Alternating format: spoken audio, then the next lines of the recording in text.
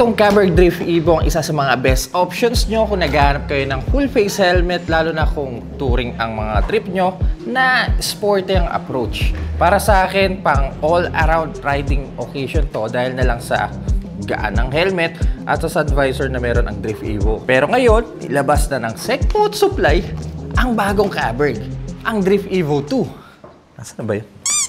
Sa totoo lang, ang daming binago sa Italian helmet na to. Subukan natin isa-isa.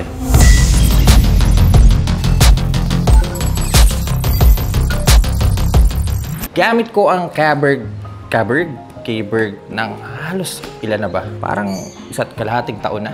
Kinuha ko to dahil meron tayong Kawasaki ZX-10R nasa likod para mag-match yung sporty styling ng Drift Evo. Sabi mo pa ng gaan ng helmet. Sa tagal kong ginagamit ang Caberg Drift Evo, masasabi kong sobrang pamilyar na ako dito. Isa sa mga nakapagpaakit sa akin dito ay kung paano hinulma ang Drift Evo. I mean, tignan nyo naman! Para ang piloto ng jet fighter. Kahit yung mga vent, ang ganda tignan eh. Pangalawa, itong visor na malaki. Halos kita mo lahat sa daan habang nagdadrive eh. Ito ang unang Drift Evo at ito naman ang bagong Drift Evo 2. O ha, ang linis ng white na drift, di ba? Sporty looking design na medyo mahaba ang chin. Pupulit na spoiler na ginamitan ng fiberglass na shell. Umpisa natin dito sa harap. Siyempre, Caberg logo dito sa gitna na plain black ang kulay. Dito kasi sa carbon may flag na Italy. Oh. Sa naunang drift, mayroong isang malaking vent dito sa taas. Sliding ang mechanism nito. Pwedeng full na sarado, pwedeng kalahati lang. May mararamdaman naman kayong click kapag nasa gitna ka na. At full na open. Also, chin vent na isang piraso lang din dito sa gitna. Pero dito sa bago, dalawa na ang vent nyo dito sa taas. Mas smooth na yung sliding mechanism. At pwede lang din isang buksan nyo para mabawasan na din ang wind noise kung meron man. Dalawang vent na din dito sa may bandang chin na para bang may pangil at para na din ma-maximize yung pasok ng hangin. Dahil 4 ang intake vents, syempre dapat 4 din ang exhaust vents. So meron kayo dito sa may bandang taas at dito sa may bandang spoiler. Dito hindi nyo na kailangan pang buksan o isara ang exhaust vent tulad nung nauna.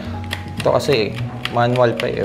Pagdating dito sa visor, nakilala natin ang Caberg bilang helmet brand na mahilig sa malaking clear visor. Pero this time, yung dating hook na magkabilaan, yan, isang piraso na lang.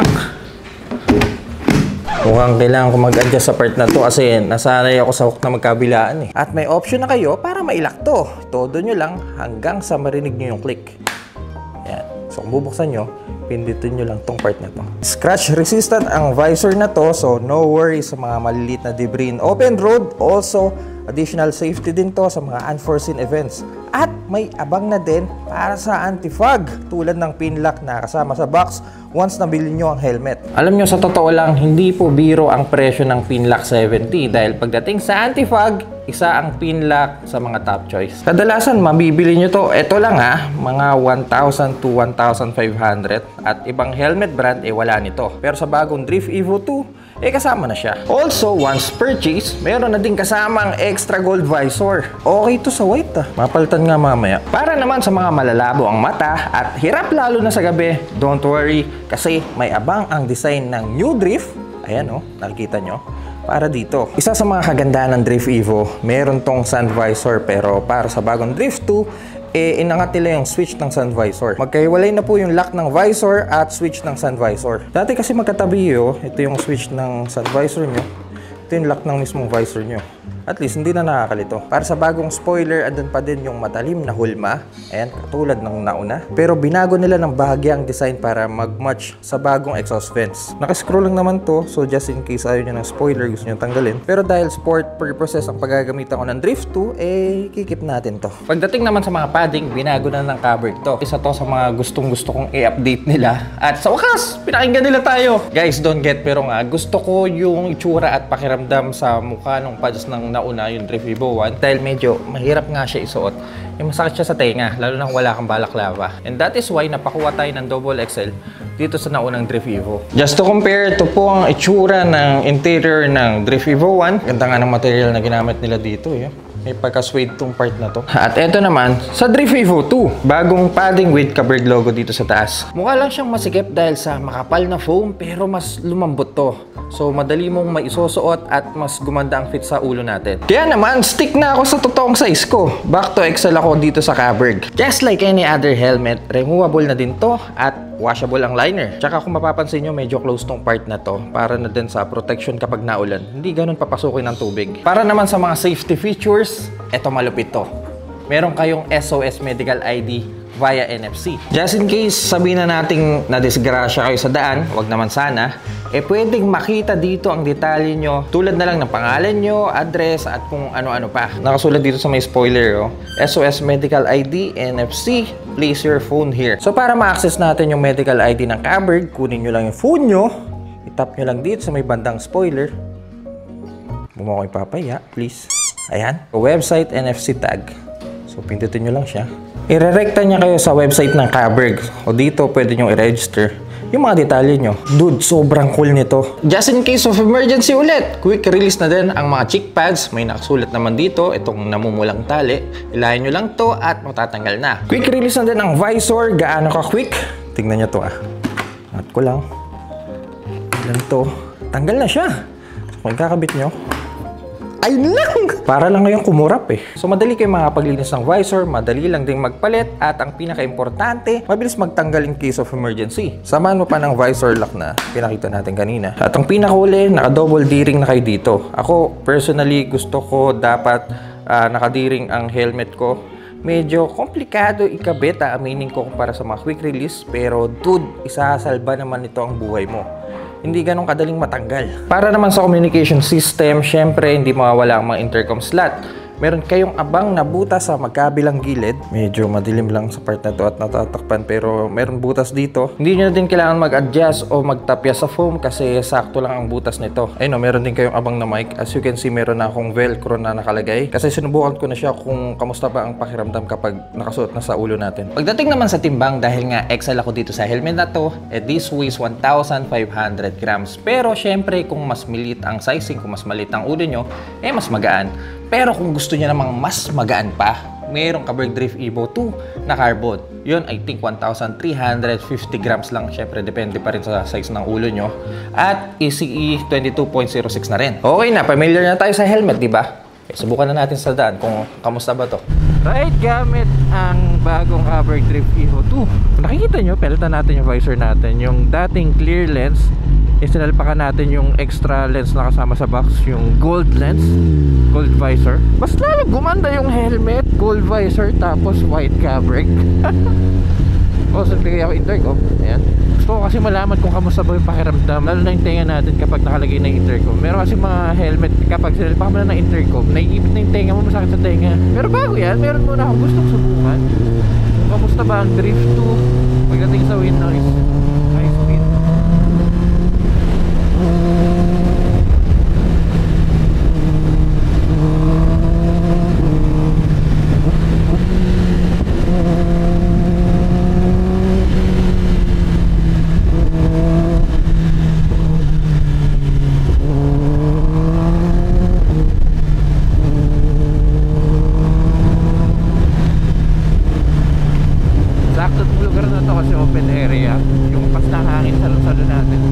Sa wind noise niya, actually hindi talaga mawawalang wind noise sa isang helmet meron at meron pa rin, kahit yung mga top of the line meron pa rin. Ang magkakatalo lang kung gaano kalakas yung wind noise. May mga helmet kasi na masakit sa tenga yung wind noise, may mga time na delikado rin yun, lalo na sa pandinig natin. At usually yung mga ibang helmet na nagamit ko, mga 60 kph pa lang ramdam mo na, rinig mo na yung wind noise. Pero dito, honest opinion, din narinig natin kanina high speed, narinig ko yung wind noise niya bandang 90 km/h na, pero napaka minimal. Meron akong isang helmet 60 km/h pa lang, parang nagwawala na yung mga hangin sa loob ng helmet ko.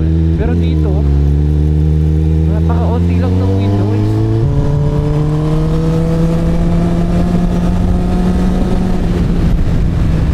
Boses ko, rinig ko pa rin kahit mabilis na yung takbo ko Nakita ko isang reason dyan, dahil na lang sa bagong padding ng Caberg, mas naging fit kasi. Kumbaga yung hulma ng ulo mo, kuwang-kuwa niya. Maging yung allowance ng tenga mo dun sa may intercom Meron na akong intercom, may nakasalpak na, so may nakalawit na bahagya. Pero hindi ko pakiramdam na mayroon pa rin akong intercom.